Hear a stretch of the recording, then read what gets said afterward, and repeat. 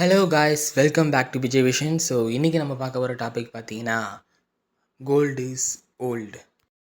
Friends, படித்து முடிச்சுட்டு சம்பாதிக்கிற பாதி பேர் அவங்க வாங்குகிற சம்பளத்தில் இஎம்ஐ போக இல்லை அவங்க வீட்டு செலவுக்கு எல்லாத்தையும் சேர்த்து எடுத்துக்கிட்டு மீதி காசை கோல்டில் தான் இன்வெஸ்ட் பண்ணுறாங்க. அப்போ மீதி பேர் ப்ரோனா அவங்க எல்லாருமே வந்து லேண்டில் இன்வெஸ்ட் பண்ணுறாங்க. Everything the light touches is our kingdom. Yes, கோல்டுக்கு ஆப்போசிட் லேண்ட். புரியலையே. ஃப்ரெண்ட்ஸ், அக்கார்டிங் டு 2025 கோல்டோட ரேட் தாறுமாறாக ஏறிட்டு இருக்கு. நீங்கள் 2025 கோல்டு வாங்க போகிறீங்கன்னா நீங்கள் சில கோல்டு ரேட்ஸ் பற்றின இன்ஃபர்மேஷனை தெரிஞ்சிட்ட பிறகு கோல்டு வாங்கினா யூஸ்ஃபுல்லாக இருக்கும்.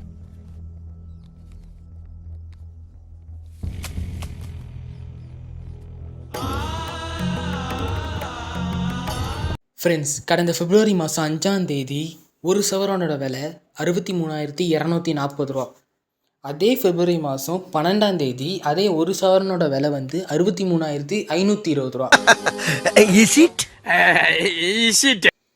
இது ரெண்டுத்துக்கும் எவ்வளோ டிஃப்ரென்ஸ் பார்த்தீங்கன்னா 280 ரூபா, 280 ருபீஸ் டிஃப்ரென்ஸ் ஆகிருக்கு. அப்படியே மார்ச் மாதம் வந்தீங்கன்னா மார்ச் 14ஆம் தேதி ஒரு சவரனோட விலை 66,400 ரூபா. அதுவே ப்ரீவியஸ்லி அதுக்கு முந்தின நாள் மார்ச் 13ஆம் தேதி பார்த்தீங்கன்னா அதே ஒரு சவரனோட விலை 64,960 ரூபாய்.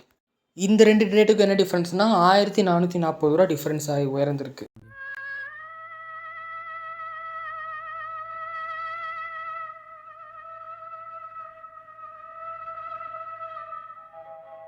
இந்த மாதிரி கோல்டு ரேட் பர் டேக்கு டிஃபர் ஆகிறதுனால நம்மளுக்கு தான் மணி லாஸ் ஆகிற மாதிரி இருக்கும். சம்டைம்ஸ் நம்ம எக்ஸ்ட்ராவாக கொடுக்குற மாதிரி இருக்கும்.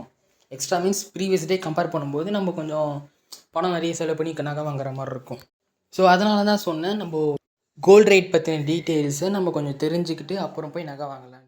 சரி ப்ரோ, கோல்டு ரேட் பற்றின இன்ஃபர்மேஷன்லாம் நான் எங்கே போய் தெரிஞ்சுக்கிறது இல்லை அதை பற்றி எங்கே நான் பார்க்கறதுனா அதுக்கு தான் நான் டிஸ்கிரிப்ஷனில் ஒரு வெப்சைட் பின் பண்ணியிருப்பேன். அந்த வெப்சைட் நேம் வந்து பார்த்திங்கன்னா livechennai.comன்ற வெப்சைட்.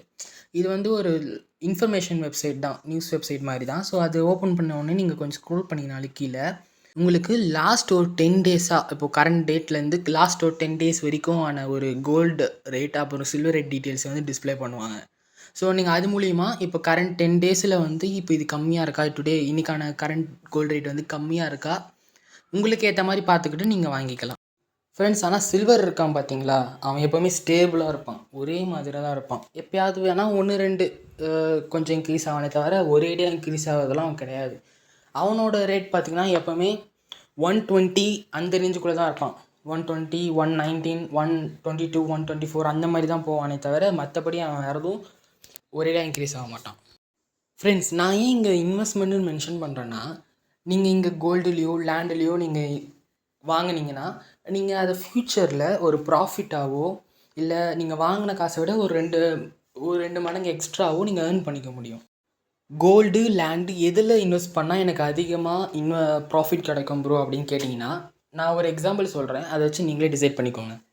இப்போ நான் ஒரு 1 சவரன் ஆஃப் கோல்டு வாங்குறேன்னு வச்சுக்கோங்க. இப்போ ரீசெண்ட் கோல்டு ரேட்ஸ் படி பார்த்தா இப்போ ஜூன் 21 கோல்டு ரேட் படி பார்த்தா 1 சவரன் வந்து 73,880.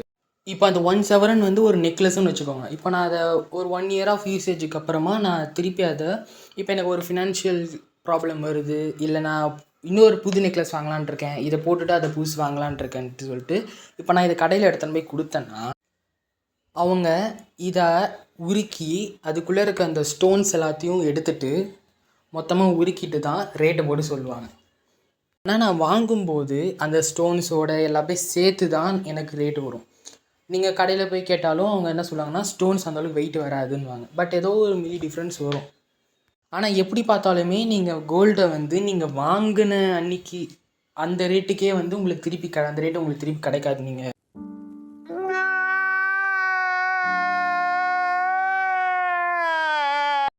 வேறஸ் இப்போ நீங்கள் லேண்டு சைடு பார்த்தீங்கன்னா இப்போ நான் ஒரு அரை கிரவுண்டு இப்போ ஒரு கிரவுண்டே வாங்குறேன்னு வச்சுக்கோங்க.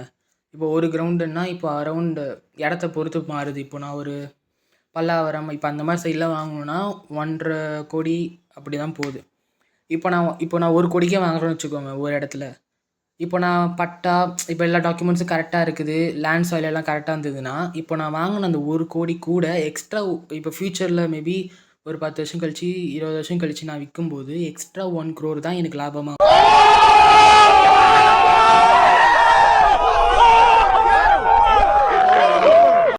ப்ரோ கோல்டு எப்படி கிடைக்குதுன்றத சொல்கிறேன்னு சொல்லிட்டு இப்போ கோல்டு ரேட்டை பற்றி இன்ஃபர்மேஷன் சொல்லிட்டு இருக்கீங்கன்னு கேட்டால் இருங்க பாய். சொல்ல வேண்டிய நேரம் வந்துருச்சு friends. The history of gold.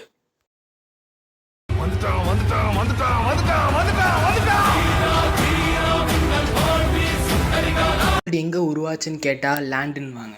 ஆனால் அதுதான் கிடையாது. கோல்டு கிடைச்ச இடம் தான் லேண்டு, உருவான இடம் கிடையாது. அப்போ கோல்டு எங்கே ப்ரோ உருவாச்சுன்னா ஸ்பேஸில்.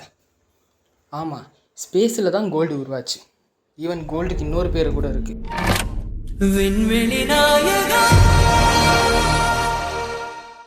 ஸ்பேஸ்லேருந்து தான் வந்திருக்காரு. அவர் எப்படி ப்ரோ ஸ்பேஸ்லேருந்து வந்திருக்காரு அப்படின்னீங்கன்னா, சூப்பர் நோவா அப்படின்ற ஒரு எக்ஸ்ப்ளோஷன்.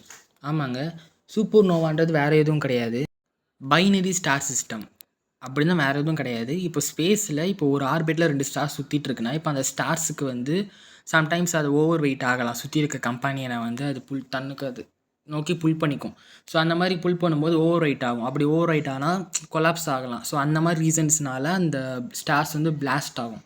அப்படி அது பிளாஸ்ட் ஆகும்போது ஒரு ஷாக் வேவ் பிளாஸ்ட் மாதிரி ஒரு thousands of km/s அது மட்டும் இல்லாமல் அதை எஜெக்ட் ஆகும்போது ஹெவி எலிமெண்ட்ஸ் ப்ரொடியூஸ் பண்ணும். அந்த மாதிரி ஹெவி எலிமெண்ட்ஸில் தான் கோல்டு, சில்வர் அண்ட் யுரேனியமும் வரும். இந்த மாதிரி ஸ்கேட்டர் ஆன அந்த கோல்டு, சில்வர், யுரேனியம்ஸ்லாம் வந்து சுற்றி இருக்கக்கூடிய ஆஸ்ட்ராய்ட்ஸில் டெபாசிட் ஆகிடும்.